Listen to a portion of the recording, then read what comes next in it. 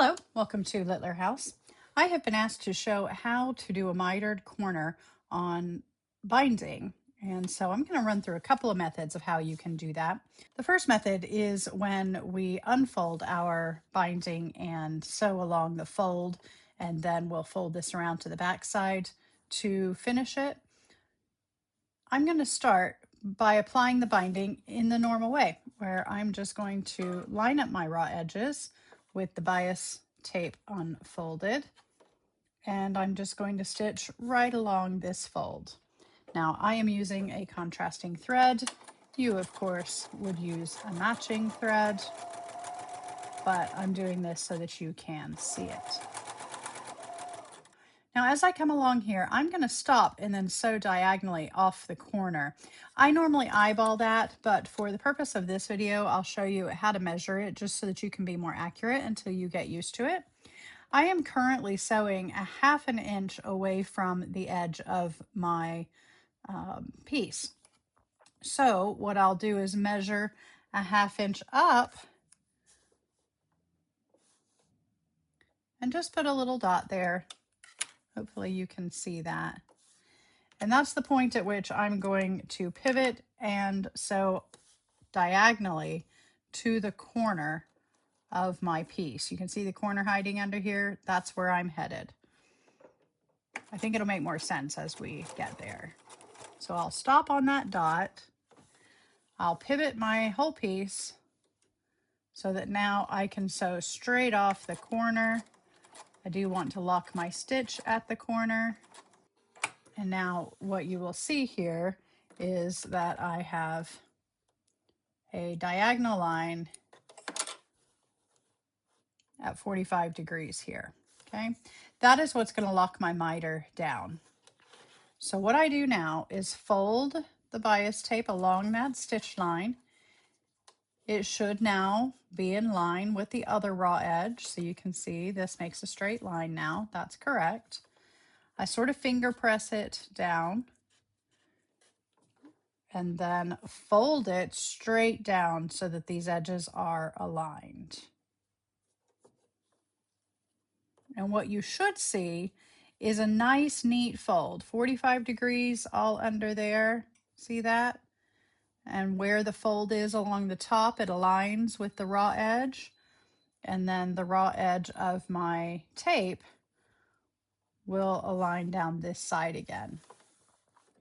Now I start at the edge on my fold again, lock my stitch, and now I'm going to continue stitching in this fold just the same as I did down the other side. And I would do that for each corner. Okay, so we're just going to pretend I went all the way around and did each corner the same. And obviously trim your threads and things from underneath. Now what I have is the ability to fold this out, wrap it around, and as I get up here towards the corner to do that, you can see that's going to automatically create that nice neat miter. Now I would take this over to the ironing board and I would press this around. So you can see here, maybe this is a better view from the back side. As I fold my bias tape over from the front, covering my stitching line, then fold from the side. There's my nice neat miter, even on the back side. You fiddle with that a little bit and press it in place. Tweezers work really well here for things that are fiddly like this. But as you can see, then we can fold this down, pin it in place, and then when you do your stitching in the ditch from the other side, you'll grab that edge and you'll have this nice neat mitered corner on your right side. I hope that makes sense and you can see that okay. Here's a second way that you can do it, and this would be if you are folding your bias tape first and applying it in one go. So in this case, we would be sandwiching our piece into our tape just like this. Okay, now I'm going to sew edge stitch right along the edge of my binding. Make sure that's tucked in all neatly there, right on the very edge, all the way to the end. And then lock your stitch.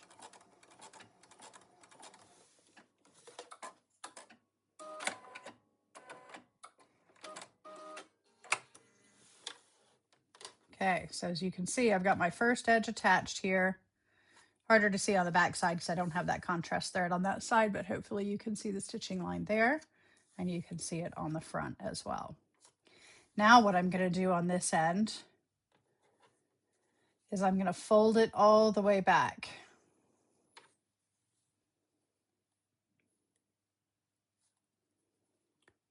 Turning that corner out.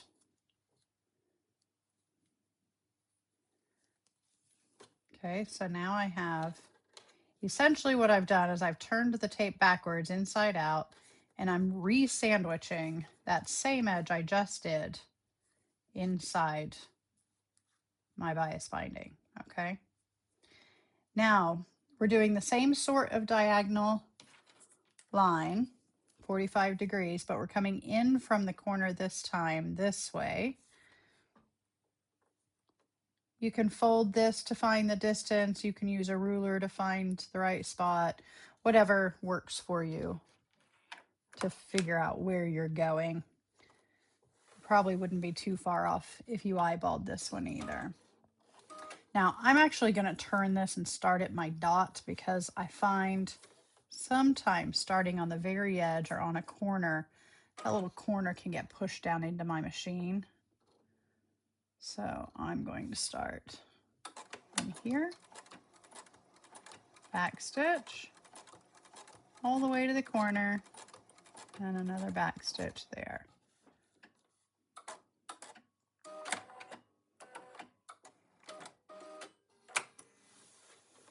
Okay, so let's trim our threads.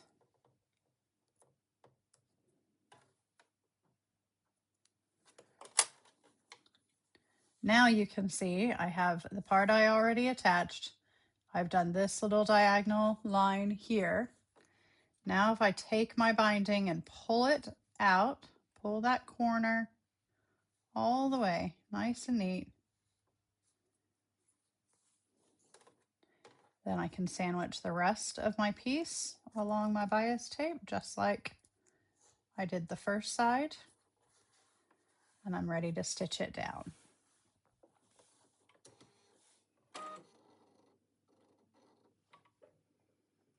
Now this will look much neater when you do this with a matching thread, of course. Mine's gonna look a little messy, I think. But imagine if my thread was the same color as this binding. That would look very nice and tidy.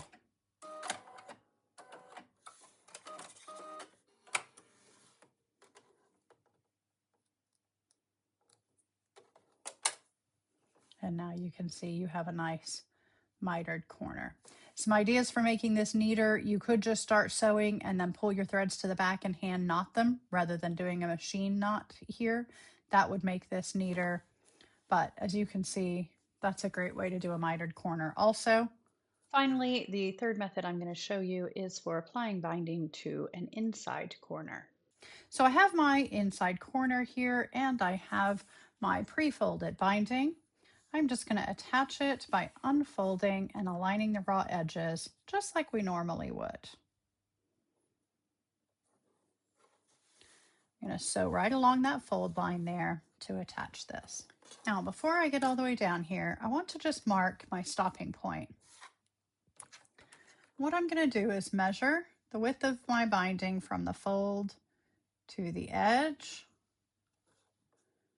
like this, and then I want to mark the same distance down from my raw edge.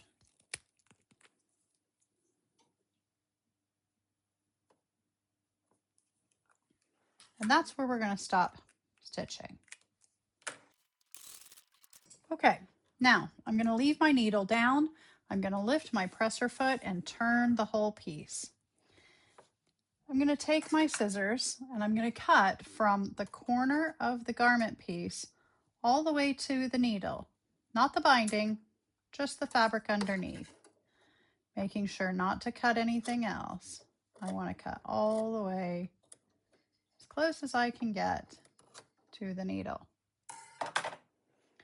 What that'll allow me to do now is pull this other piece up straight and bring the binding down to align with the raw edge below. And then I can just carry on. Okay, so here's where we are so far. Now what I'm going to do is I'm going to snip the binding as well, straight to that same point. Now what I can do is from the back side, I think it's easier over here. Fold your binding,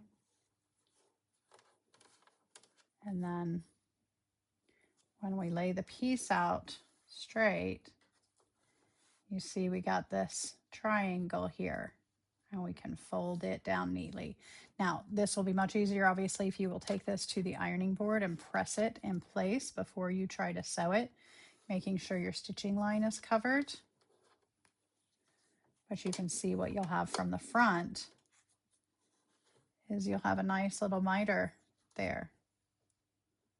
See that?